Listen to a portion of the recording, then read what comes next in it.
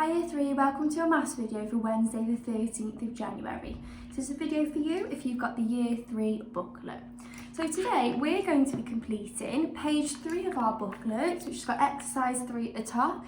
And like the previous days, we're going to complete A, the startup, B, the integer challenge, and then finishing off on the tough challenge, okay? So let's have a look at some of the startup questions that are similar to yours.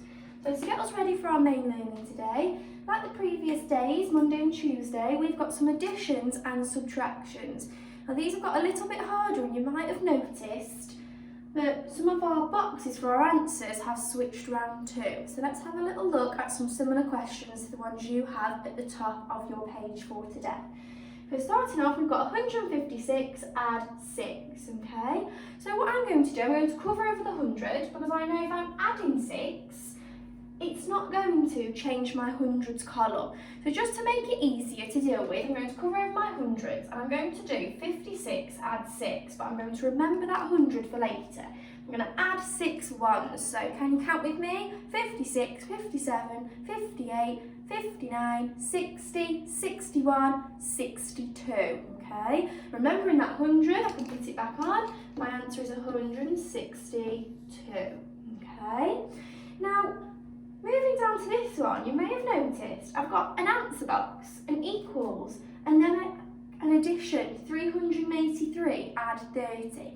Now just remember, it doesn't matter which side our equal sign is on, it's just asking you to work out this calculation. So I'm going to be putting the answer in this box here, okay? So I've got 383 add 30. I'm going to be adding 3 tens. Now I can see I've got 8 tens to begin with, and I know that 8 tens add 3 tens. Ooh, I think what 8 tens add 3 tens is? That's 11 tens. So I know my hundreds column is going to be changing. So easiest for me, I'm just going to add 3 tens on and counting my tens, okay? So I've got 383 in my head, 393, 403, 413, okay? Right, moving on to this one, same again, but this time I've got a subtraction.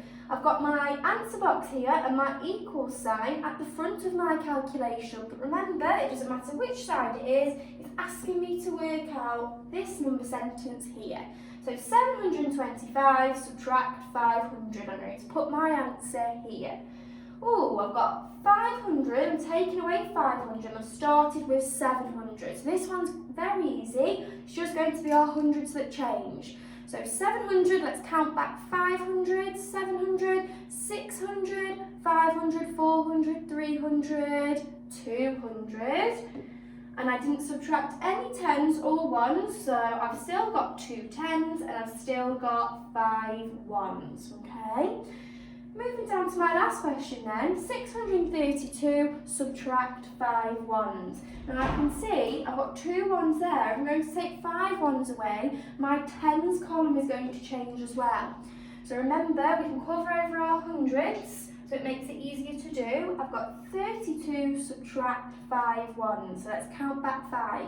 32, 31, 30, 29, 28, 27. And I can put my hundreds back on, so I've got 627, okay? Moving on then to your next section, your integer section, you've got some similar questions to these. So first question, find the difference between 20 and 15, okay? So key word there is the difference.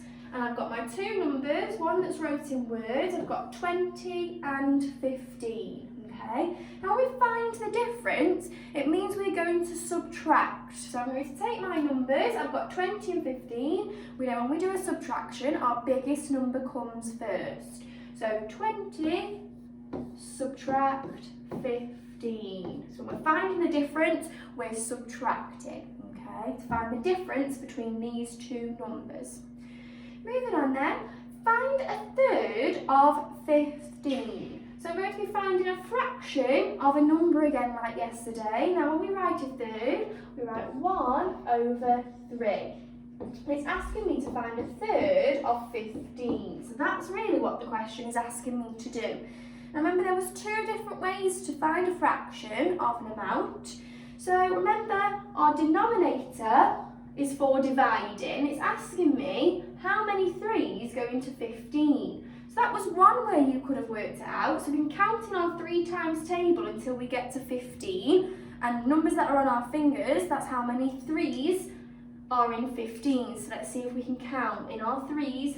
How many 3's are in 15? Ready? 3, 6, 9, 12, 15. Okay, so a third of 15 is 5. That was one way of doing it. If you're struggling with that way, remember, it's asking me to split it into 15 into 3 equal groups, and I just want one of those groups. So I can draw my 3 equal groups. Remember, because they're equal, I'm going to split my 15 and split them equally. So we're going to have the same amount in each one. So 1, 2, 3, 4, 5, 6, 7, 8, 9, 10, 11, 12, 13, 14, 15. And I only want to know what's in one of those groups. The numerator at the top of my fraction tells me that. I want a third, okay, 1/3. So one of those groups, I've got 1, 2, 3, 4, 5, okay? So a third of 15 is 5.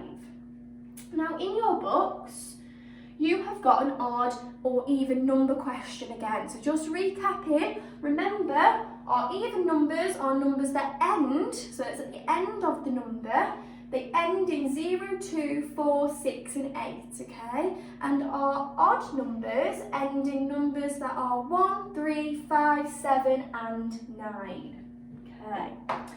Moving on then to our tough challenge right at the bottom of your page of learning for today. We've got those word questions again. Now, you've got a very similar one to this one, so this will be able to help you out. Sophie is 74 years old. How old was she 12 years ago? Okay, so I'm going to underline my important numbers and any important words that will help me solve it. So she's 74 years old now. How old was she 12 years? And then I've got this key word here, ago. Because 12 years ago, Sophie would have been younger, okay? So what do you think we're going to do? Do you think we're going to add or subtract these numbers? Because I need to work out how old she was 12 years ago. So she would have been younger. So if you said subtraction, well done. So with your two numbers, I'm going to do 74, because she's 74 years old now. I'm going to subtract 12 years to find out how old she was 12 years ago, okay? Now some other questions that you've got at the bottom of your tough challenge. You've got number 1 there, how many 10p coins make up 80p?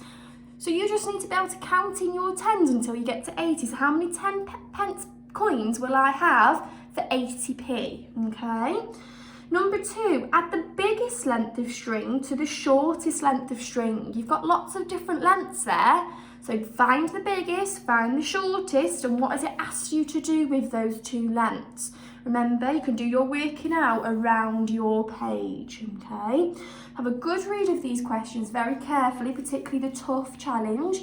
And once you're done, remember, you can go to page 29 at the back of your book, and we'll have lots of you completing these, and have a go at the time test 3, okay? Have you beaten your times from yesterday? Are you getting a little bit quicker? Don't forget to send us in your fabulous work, Year 3. See you soon.